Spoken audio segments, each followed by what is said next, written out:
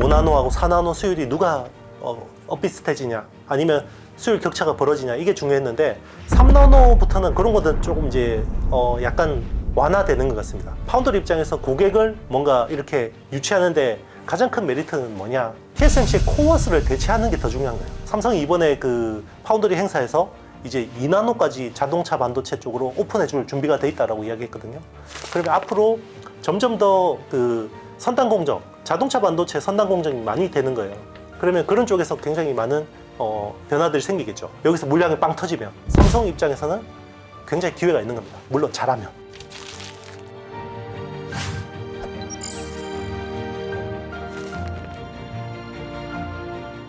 IT의 신 이영수라는 유튜브 채널을 운영하고 있는 이영수입니다. 올 초에 바로 써먹는 최강의 반도체 투자 책을 낸 새내기 작가, 17년째 지금 테크 산업만 분석하고 있는 이영수입니다. 반갑습니다.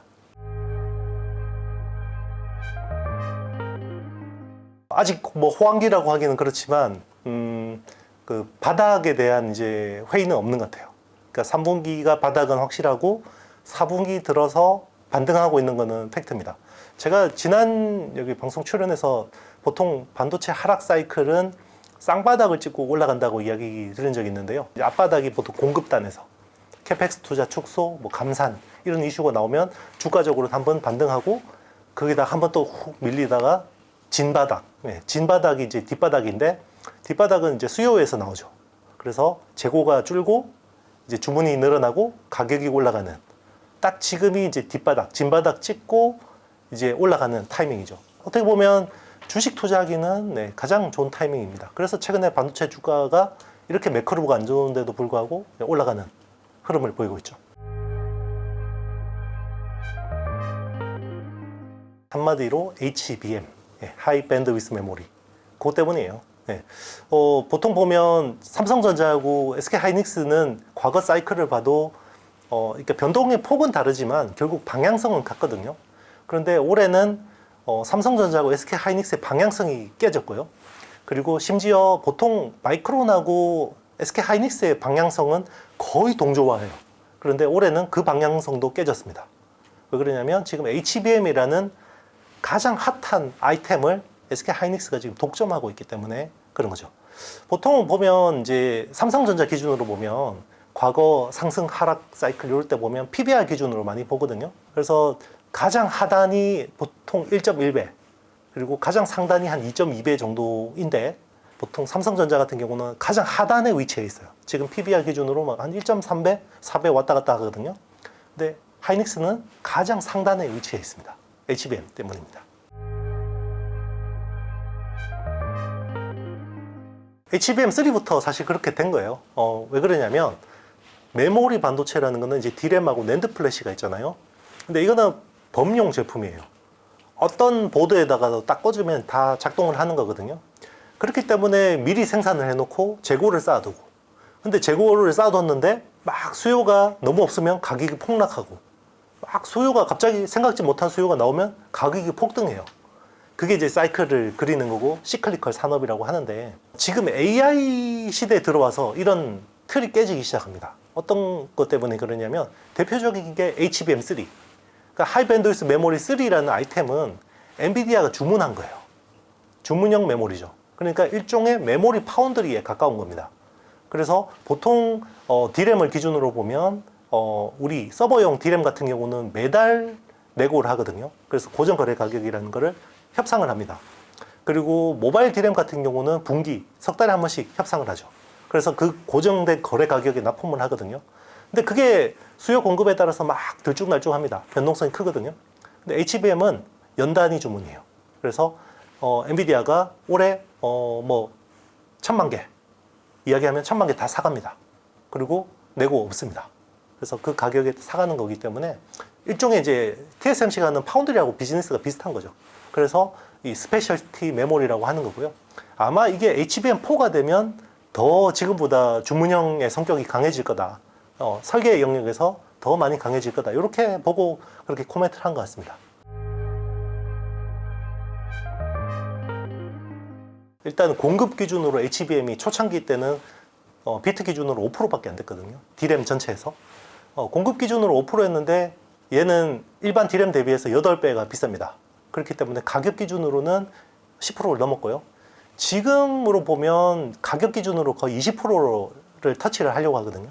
그러니까 지금 SK 하이닉스 내 D램 사업에서 HBM 매출 비중이 지금 15%를 넘었고요. 벌써 당초 그 계획보다 훨씬 빨라진 거고 연내에 지금 20%를 넘을 거라고 예상을 했어요. 그런데 아마 3분기 실적 발표에서 거의 20%를 터치하지 않을까라고 보고 있는 거죠. 아무리 이렇게 아직까지는 비중이 안 되는 아이템이라고 해도 이게 20% 매출 비중을 간다라는 거는 멀티플을 줄 수 있는 거고요. 그렇게 치면 이제 자동차에서 전기차 비중이 얼마나 된다고 이렇게 하는 거 똑같은 거거든요.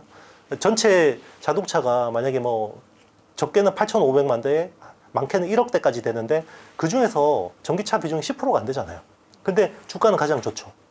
이게 보통 그 주가를 날릴 때는 침투율 10%가 되게 중요합니다. 그래서 과거 피처폰에서 스마트폰으로 바뀔 때도 그 스마트폰 관련 부품주들 있죠. 터치스크린 패널이나 뭐 이런 업체들이 침투율 10%일 때 제일 많이 올랐어요. 그래서 자동차, 전기차 같은 경우도 침투율 10% 내외일 때 2차 전지가 제일 셌던 거죠. 그러면 AI 같은 경우도 AI 반도체가 전체 반도체 차지하는 비중, 그리고 HBM이 메모리에서 차지하는 비중이 10%를 넘어설 때가 가장 상향 곡선은 제일 셀 수밖에 없어요. HBM만 놓고 보면 굉장히 우리는 특이한 모습들을 보고 있죠. 항상 삼성이 새로운 아이템, 가장 최첨단 메모리를 내놓고 그러면 이제 삼성이 막 주도를 하면 SK 하이닉스나 마이크론이 따라가는 모습이 그동안에 우리가 수십 년 동안 봐왔던 모습이거든요. 익숙한 모습인데 지금 HBM 같은 경우는 SK 하이닉스가 막 독점하고 있고 지금 삼성전자하고 마이크론이 막 따라가는 모습이거든요. 이게 이제 기존의 게임의 룰을 바꿔버린 거예요. 게임의 룰을 바꿨는데 그 룰이라는 게 AI라는 스페셜티 아이템의 이제 부상인 거고요. 지금 HBM3라는 아이템을 SK 하이닉스가 독점을 하고 있는 상황인데 그러면 이거를 독점적으로 사고 있는 엔비디아 입장에서도 삼성전자나 마이크론이 양산을 해주면 좋죠. 공급처가 다변화되면 제일 좋잖아요. 이렇게 서로 경쟁시켜서 가격 깎으면 되는 건데 안 되는 거예요. 지금 HBM3 같은 경우는 삼성전자도 생산이 잘 안 되고 마이크론 같은 경우는 HBM3 양산을 못할 것 같습니다. 그래서 지금 올 상반기에 경계현 DS 부문 사장이 우리 9월에 HBM3 양산하겠다라고 공언을 했거든요. 그런데 아마 양산이 안 됐기 때문에 삼성전자 주가가 좀 밀렸던 것 같은데 최근에 그 메모리 사업부장 이정배 사장이 이런 이야기를 했어요. 우리 양산하고 있습니다. 그러면 이제 업계에 있는 사람들은 나오는 게 없는데 어떻게 양산이지? 라고 하면 이게 이제 블러핑 아닌가 라고 이제 합리적인 추정을 하고 있지만 그래도 공식적인 코멘트는 힘이 있죠. 네. 삼성전자의 사장이 공식적으로 양산한다 그러면 믿어줘야죠. 그런 것들이 이제 어떤 주가의 밸류에 영향을 주고 있는 것 같고 그래서 최근에 매크로가 안 좋은데도 불구하고 삼성전자 어떤 주가 버티는 것들이 좀 강했던 것 같습니다. 일단 계약 그 자체가 내용이 없는 건 아닌 것 같아요. 그런데 이제 최근에 이제 뭐 업계 쪽에서 나오는 이야기 뭐 이런 쪽에서 이야기를 들어보면 품질이 SK 하이닉스만큼 잘 안 나오니까 삼성이 굉장히 불리하게 이제 이야기가 되고 있는 것 같습니다. 계약 조건이.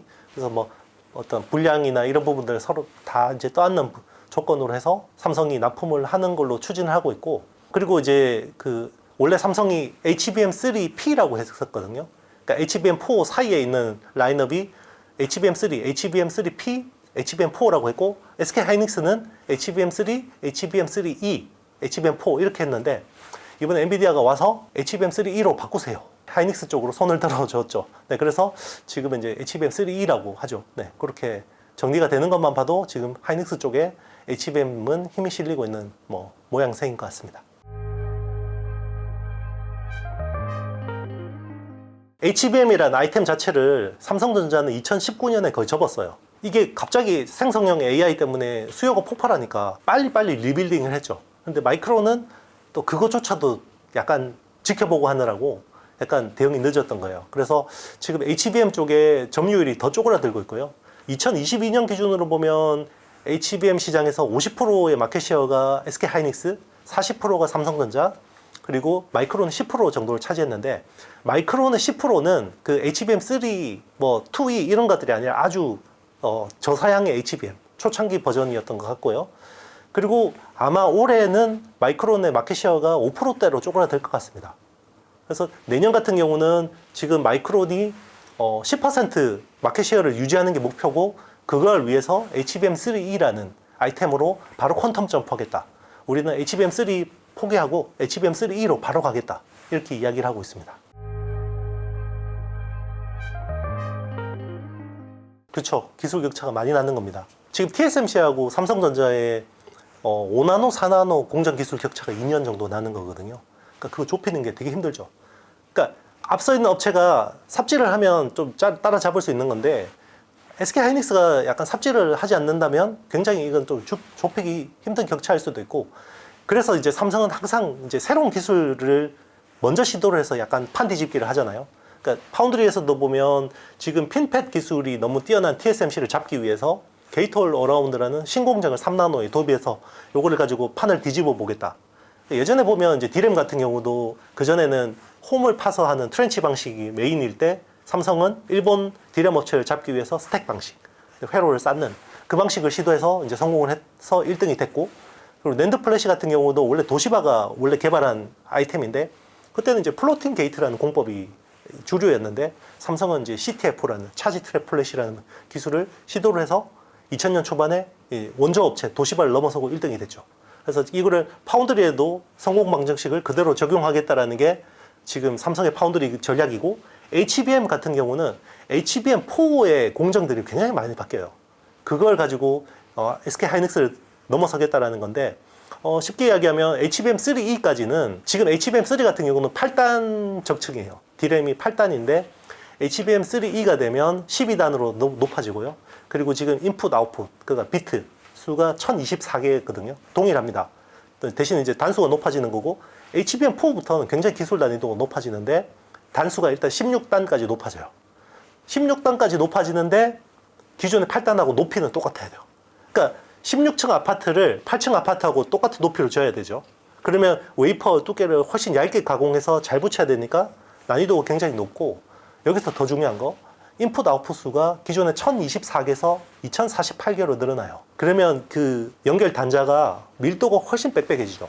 그래서 기존에는 서멀 컴프레셔라는 TC 본딩으로 붙이는데, 마이크로 범프를 가지고 이제는 마이크로 범프를 없애버리고 범프리스로 하고 하이브리드 본딩이라는 공정을 적용하겠다라는 거예요.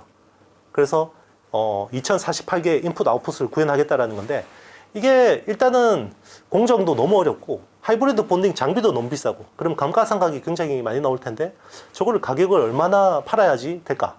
수율은 나올까? 이런 의문들이 있는데, 일단 삼성은 이제 판 뒤집기 하려면 HBM4 쪽을 계속 밀 수밖에 없는 상황인 것 같습니다. 대외적인 변수는 삼성 입장에서 나쁘진 않아요. 왜냐하면 쇼티지예요. 지금 그 TSMC의 코워스라고 하는 2.5D 구조의 어드밴스드 패키징도 지금 쇼티지거든요. 그래서 올 초에 TSMC 코워스 캐파가 월 17K였어요. 웨이퍼 기준으로 17,000장. 이게 내년 말이 되면 80K까지 늘어납니다. 그러면 기본 5배가 늘어나는 거죠. 2년 사이에. 그렇게 해도 지금 쇼티지예요. 그렇게 해도 엔비디아 물량도 다 못 쳐내거든요. 그래서 2025년까지 쇼티지가 이어질 거라고 TSMC 사장이 이야기를 했고, 자, 그러면 여기 엔비디아 물량도 넘치는데 다른 AI 반도체 생산해야 되는 업체들은 어떻게 돼요? 계속 번호표 뽑고 하염없이 기다려야 되니까 이제 삼성 쪽으로 오는 업체들이 생기죠. 최근에 이제 나온 게 이제 지멘스, 독일 지멘스가 자기들 서버 칩을 삼성전자의 3나노 게이트 올어라운드와 2.5D 구조의 iCube, TSMC 코어스하고 같은 기술이죠. 그걸로 해서 이제 의뢰를 했다라고 하고, 그 번호표 뽑고 기다리고 있던 업체들이 점점 더 이제 삼성 쪽으로 올 가능성이 높아지는 거고요. HBM도 마찬가지예요. HBM도 지금 하이닉스가 열심히 캐파 투자를 하고 있습니다. 지금 청주 팹에다가 뭐 2~3배씩 투자하고 있는데, 이게 생산 늘어나는 속도가 수요를 못 맞추죠. 쇼티지죠. 생각해 보세요. 코어스가 기본적으로 5배가 늘죠. 5배가 늘죠. 그리고 지금 테슬라의 도조 칩 같은 거, D1이라는 칩도 기본 HBM이 채택이 돼요. 그러니까 AI 반도체를 쓰는 데는 기본적으로 2.5D 구조의 HBM을 씁니다. 그러면 TSMC 물량만 5배가 늘어났는데 HBM의 공급이 되겠어요? 그러면 하이닉스 하나 가지고 안 된다라는 거죠. 그러면 조금만 잘해주면 삼성전자나 마이크론 거는 쓰려고 그럴 거예요. 고객사들이. 근데 중요한 거는 품질이 안 나온 거, 수율이 안 나오는 걸 쓸 수는 없죠. 이제 거기서 이제 지금 삼성전자와 마이크론의 어떤 경쟁력이 달려 있는 겁니다. TSMC는 업황으로는 나쁘지 않아요. 이번에 3분기 실적 발표를 했는데 전분기 대비해서 매출하고 영업이익이 많이 올라왔고요. 그리고 시장 컨센서스 대비해서 이제 좋아졌습니다. 아마 4분기는 더 좋아질 것 같고요. 그런데 이제 여기서 수요에 대한 이야기를 이제 TSMC가 이야기했는데 AI 수요는 계속 좋다. 매우 좋다. AI라는 거는 결국 엔비디아 칩 같은 것들이죠. 그러니까 선단 공정 수요는 굉장히 매우 좋다라는 거예요. 이번에 좀 달라진 거는 그동안에 5나노 쪽에 이제 수요가 좀 부진했었는데 5나노 쪽 수요도 올라왔다. 지금 5나노 쪽 수요도 좋다라는 거죠. 그러니까 이제 엔비디아 칩 기다리다가 H백 기다리다가 도저히 안 되겠다. 자체 설계하자. 라는 물량들이 5나노 쪽으로 좀 일부 왔다라는 걸 확인할 수 있고요. 그리고 모바일 LP 쪽에 물량이 회복되고 있다는 게 확인이 됐고. 근데 이제 7나노 쪽은 아직까지 부진하다라고 이야기를 했습니다. 그러니까 불과 얼마 전만 해도 TSMC가 어떤 일을 했냐면 5나노에 있던 EUV 장비를 3나노로 전용해서 썼어요. 5나노 쪽이 워낙 지금 텅텅 비어가지고. 근데 지금 5나노 쪽도 많이 올라왔다라는 거고요. 그러면 이제 선단 공정 수요는 아직까지 매우 좋아지고 있다라는 건데 중요한 거는 선단 공정보다 약간 차선단 공정 있죠. 7나노에서 뭐 10나노대 이런 것들이 아직까지 부진하다라는 거죠. 그게 당초 생각했던 것보다 좀 올라오는 속도가 늦다. 그게 이제 중국의 리오포닝 효과가 생각보다 못했던 거고 중국의 이제 경기 회복이 더디다라는 게 이제 어떻게 보면 전통 수요 이슈인 거죠. PC나 뭐 스마트폰이나 뭐 다른 이런 뭐 가전류의 이런 칩들의 수요가 아직까지는 4분기까지는 영향이 있을 거다라고 이야기하는 거죠. 그동안 이제 TSMC하고 삼성 파운드리의 어떤 경쟁 포인트는 선단 공정이었거든요. 그래서 5나노하고 4나노 수율이 누가 엇비슷해지냐 아니면 수율 격차가 벌어지냐 이게 중요했는데 3나노부터는 그런 것들 조금 이제 약간 완화되는 것 같습니다. 삼성이 3나노 수율이 꽤 나쁘지 않은 수준인 것 같고 TSMC가 3나노 수율이 생각보다 못 올라오고 있어요. 지금 애플의 AP A17 프로를 양산하고 있는데 수율이 55% 수준으로 알고 있고요. 그리고 지금 삼성 파운드리 3나노 게이트 올라운드 같은 경우는 50% 후반대에서 60% 정도 나오는 것 같아요. 그러니까 거의 수율은 의미 없는 수준까지 왔는데 물론 다만 삼성은 이제 기존의 프로세서류를 생산하는 게 아니라 중국산 비트코인 채굴칩을 생산하고 있기 때문에 이걸 이제 단순 비교하기는 어렵지만 어쨌든 수율 이슈는 4나노, 5나노에 비해서 좀 덜하다고 볼 수 있는 거고 그러면 지금은 파운드리 입장에서 고객을 뭔가 이렇게 유치하는데 가장 큰 메리트는 뭐냐? 어드밴스드 패키징이에요. 지금은 코어스라는 TSMC의 코어스를 대체하는 게 더 중요한 거예요. 그래서 TSMC의 코어스, 칩온, 웨이퍼온, 서브스트레이트라는 공정을 대체할 수 있는 삼성의 iCube라는 기술을 양산하는 게 중요한 거죠. 그거를 만약에 할 수 있다 그러면 더 많은 팹리스 고객들이 삼성전자 쪽으로 발길을 옮길 가능성이 있습니다. 뭐 작은 기업들이라고 하면 사실 지금 이제 자동차의 어떤 모빌리티 혁명이 이제 점점 가시화될 거예요. 내년부터. 왜 그러냐면 2025년부터 지금 자율주행차 레벨 3 자율주행차가 나오죠. 기존의 레벨 2하고 레벨 3가 뭐가 다르냐면 예전에 우리 피처폰이 스마트폰으로 바뀌는 변화라고 생각하시면 돼요. 그러니까 레벨 2는 운전의 주체가 사람이고요. 이런 디바이스, 자동차의 디바이스는 사람을 보조해 주는 거예요. 그래서 운전자 지원 시스템이거든요. ADAS라고 하죠. 근데 레벨 3부터는 운전의 주체가 기계고요. 사람이 보조가 되는 거예요. 레벨 3, 4, 5 이렇게 가면 그렇게 가는 건데요. 그러면 훨씬 더 많은 컴퓨팅 파워가 필요해집니다. 컴퓨팅 파워가 필요해지는데 그러려면 자동차에 굉장히 고성능 프로세서가 필요해집니다. 기존에는 그냥 MCU라는 그냥 뭐 80나노, 90나노 수준의 아주 저사양 반도체가 쓰였다 그러면 이제는 테슬라의 FSD 같은 칩 그런 것들이 많이 필요해지는 거죠. 그래서 그런 칩들이 지금 테슬라도 지금 FSD 같은 경우 14나노인데 조만간 7나노로 되고 이제 5나노까지 내려오는 거고 삼성이 이번에 그 파운드리 행사에서 이제 2나노까지 자동차 반도체 쪽으로 오픈해 줄 준비가 돼 있다라고 이야기했거든요. 그러면 앞으로 점점 더 그 선단 공정, 자동차 반도체 선단 공정이 많이 되는 거예요. 그러면 그런 쪽에서 굉장히 많은 변화들이 생기겠죠. 그런데 TSMC 입장에서는 지금 당장 돈이 되는 거는 모바일 AP예요. 스마트폰 시장이 피크를 찍고 내려오고 있지만 Q 물량이 많은 거는 결국 그죠? 모바일 AP 쪽이죠. 그러다 보니까 TSMC 입장에서는 가뜩이나 팹이 부족한데 자잘자잘한 물량 받아줄 여유도 없고 굳이 그럴 필요가 없죠. 근데 삼성은 2등 업체다 보니까 아무래도 그런 것들을 대응을 잘 해줄 수가 있죠. 그러면 그런 업체들하고 레퍼런스 쌓고 관계를 쌓고 하다가 여기서 물량이 빵 터지면 삼성이 이제 여기서 기회를 잡겠다. 그래서 2025년 6년쯤에는 파운드리 전체 물량의 절반을 비모바일, 특히 모빌리티 쪽에 채우겠다 이렇게 이야기하는 겁니다. 그래서 모빌리티 혁명 쪽에서는 삼성 파운드리가 기회를 잡겠다. 모바일 혁명에서는 TSMC가 가장 수혜를 받아버렸죠. 왜냐하면 예전에 PC 시대 때는 프로세서라는 게 범용이었잖아요. CPU, GPU라는 범용이었는데 이게 주문형으로 바뀌면서 TSMC의 파운드리가 굉장히 수혜를 본 건데 거의 독식을 한 거죠. 자, 이제 그러면 AI 혁명, 모빌리티 혁명으로 가면 뭐가 바뀌냐? 똑같아요. 프로세서가 주문형으로 되고 자, 여기에 하나 더 더해서 메모리도 주문형으로 간다는 거죠. 그러면 삼성 입장에서는 굉장히 기회가 있는 겁니다. 물론 잘하면. DS 부문이 이제 감산하는 거는 결국 D램보다는 낸드 때문에 하는 거고요. 낸드 플래시 때문에 하는 거고, 이게 이제 작년에 우리는 인위적인 감산 없다 라고 어설프게 치킨 게임 하다가 이제 지금 그 후과를 다 지금 독박을 쓰는 형국이고요.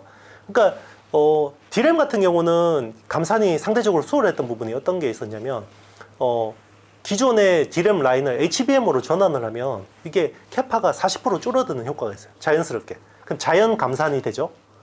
그렇기 때문에 감산하기 굉장히 편했어요. 그러면서 지금은 또 DDR4에서 5로 교체되는 사이클이었기 때문에 DDR4 생산을 줄이고 5로 빨리 전환하는 그런 게 됐는데 낸드 플래시가 정말 골 때리는 거죠. 낸드 플래시는 그런 식으로 자연 감산되는 게 없어요. 무조건 생으로 생산량을 줄여야 되는 상황이었거든요. 그러니까 이제 지금 삼성이 거의 낸드 플래시 50%까지 감산을 하겠다. 원래 처음에 20% 이야기했다가 30% 이야기했다가 지금 50%까지 막 이야기하니까 현물가가 막 움직이는 거죠. 그래서 낸드 플래시가 원래는 정말 이제 답이 안 보인다. 천수답이다. 라고 했는데 삼성이 저렇게까지 감산한다 그러니까 당초 4분기 낸드 플래시 가격 상승 폭 전망치가 상향 조정되고 있어요. 원래는 한 8에서 13% 정도 올라갈 거다. 트렌드 포스에서 전망을 했는데 최근에는 13에서 18%까지 늘어날 거다. 가격이 올라갈 거다. 이렇게 이야기합니다.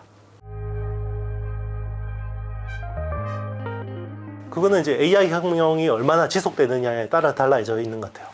그러니까 우리는 그냥 퉁쳐서 AI 혁명이라고 하지만 지금 그 생성형 AI 수요는 대부분 LLM이라고 해서 대규모 언어 모델 쪽에 집중이 돼 있죠. 그러니까 오픈 AI, 챗GPT 이런 쪽에 이제 지금은 AI가 언어를 학습하는 거예요. 사람의 언어를, 텍스트를 가지고.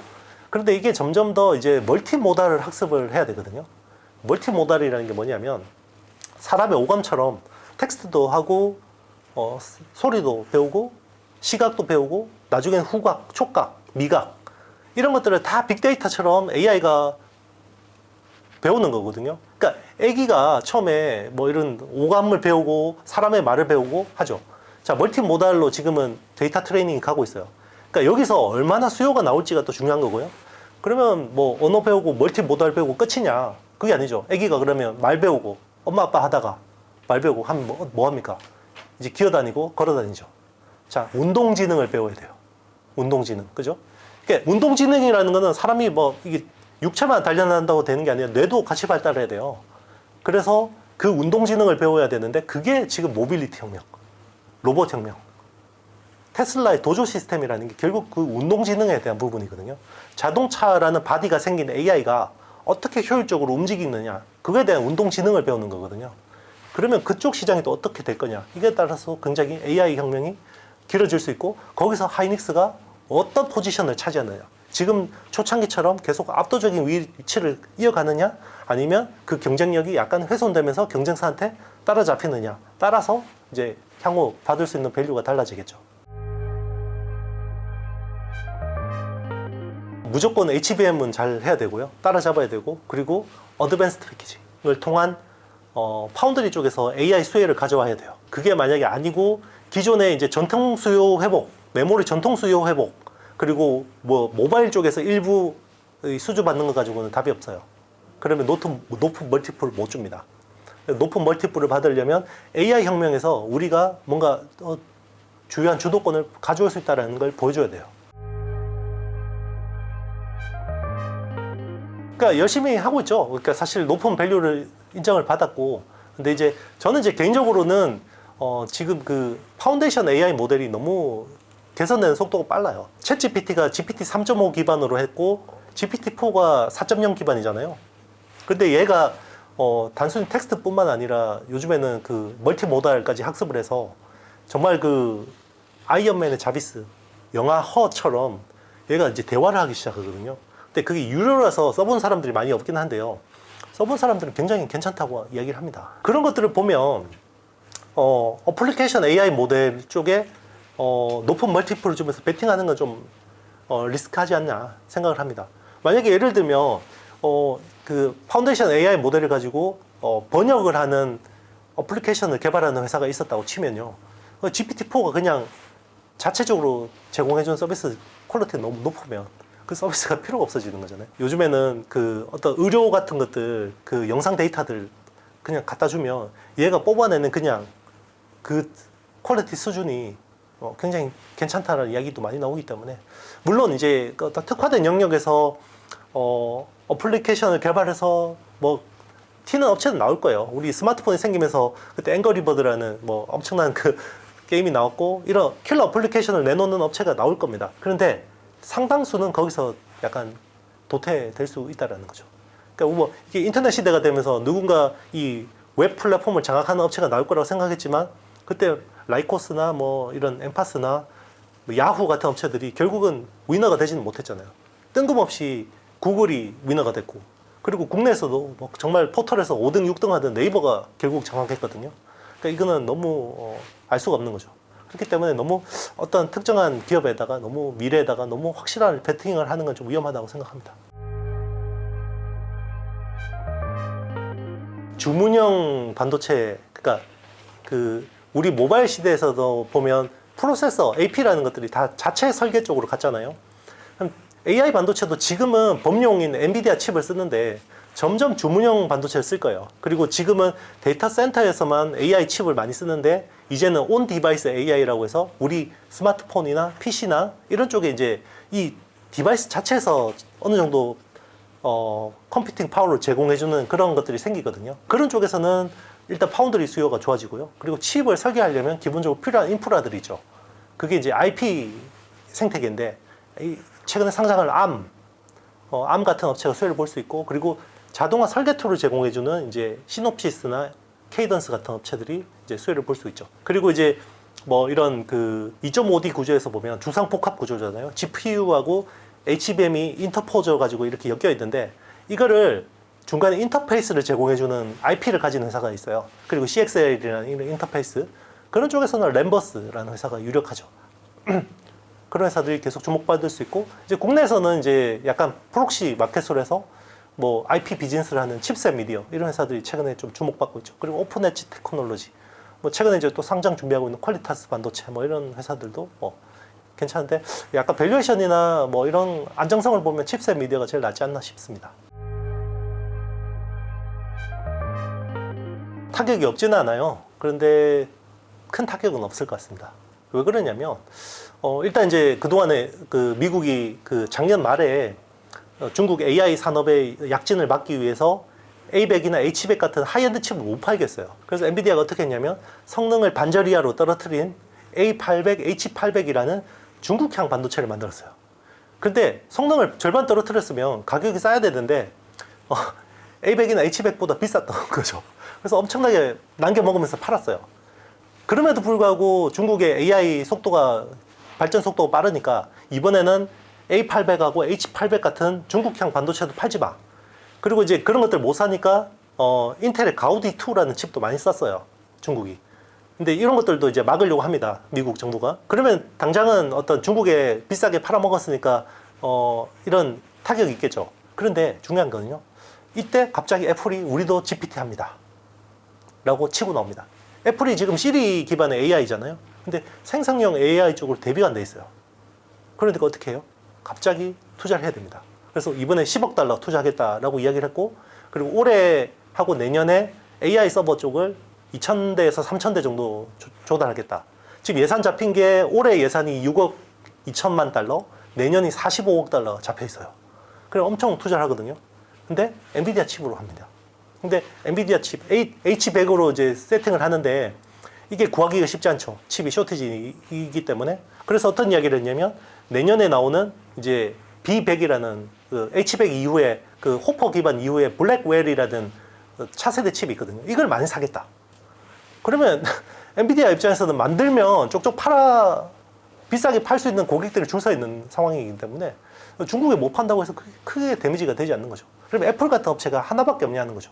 다른 빅테크들도 생성형 AI 쪽으로 대비가 안 돼 있는 업체들은 급하게 또 투자를 해야 되기 때문에 급하게 할 때는 엔비디아 칩만한 게 없거든요. 네, 그런 쪽 수요가 충분히 상쇄해 줄 수 있다고 생각합니다.